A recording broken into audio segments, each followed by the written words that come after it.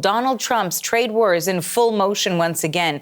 The U.S. president is now threatening a 50% tariff on all European Union imports starting June 1st. Meanwhile, he also wants to impose a 25% tariff on Apple unless iPhones start being made in the United States. The CBC's Mark Carcasole is looking into this story.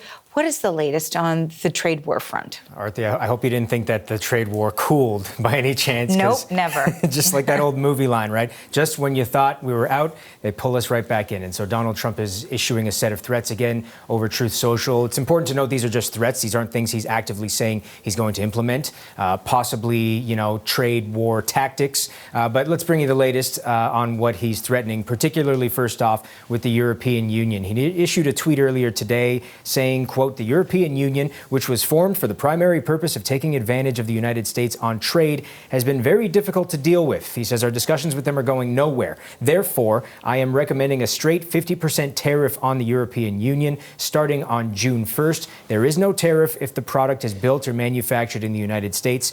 Thank you for your attention to this matter." So the EU has been willing to negotiate with the United States, but they will not bend 100%. They will not, for instance, give up their various value-added taxes, which has been a sticking point for President Trump and various officials at the White House. Now, with Trump backing down on some of his previous threats and even speaking positively about trade discussions, it gave the impression that perhaps things were cooling on the tariff front, but obviously he hasn't completely forgotten about these things, and he's back at it again. Senator Jean Shaheen spoke with reporters in the United States about this situation. Tariffs coming up again. She's based in New Hampshire. She says, talking to her constituents, she's finding that tariffs would just hurt the little guy. Plus the impact that it's going to have on consumers and businesses. What I'm hearing from business in New Hampshire is their very real concern about tariffs and what it means for their cost of doing business, what it means for their ability to get supplies, materials that are part of their supply chain. It's having a huge impact. Now, the EU is a major trading partner with the U.S. They have a relationship worth hundreds of billions of dollars, and they're not taking this lightly. They have prepared in advance, if these tariff talks don't go well, a slate of about $100 billion worth of retaliatory tariffs, Arthi. And in terms of that reaction to when we're talking about the EU, the French trade minister, of course, saying that all of this is unhelpful, this rhetoric from the U.S. president.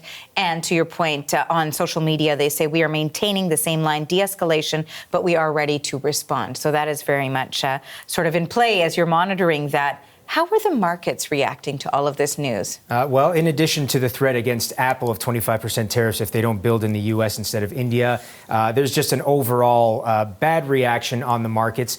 Well, let's. I guess the opening bell of the New York Stock Exchange kind of tells the tale. There we go. Everybody is happy, cheering, clapping, members of the Navy, and then we see a minus 1.16% opening for the New York Stock Exchange. That has slightly climbed, however, though, since then, certainly. But there have been impacts around the world. Again, small, but sufficient nonetheless. Indexes in Germany and Italy dropped 3% in early trading. The European Stock 600 dropped 2%, but has since rebounded slightly. Even in the UK, which isn't even in the EU, saw a 1% dip in the market. We look at the Dow Jones now. You can see it's rebounded slightly, down less than 1% at this point. The TSX has remained fairly stable today. None of this news particularly relates directly to Canada, so but we'll see how things go through the day, Arthi. Lots of impact with tariff talk. Thanks for this, Mark. That's the CBC's Mark Carcasole.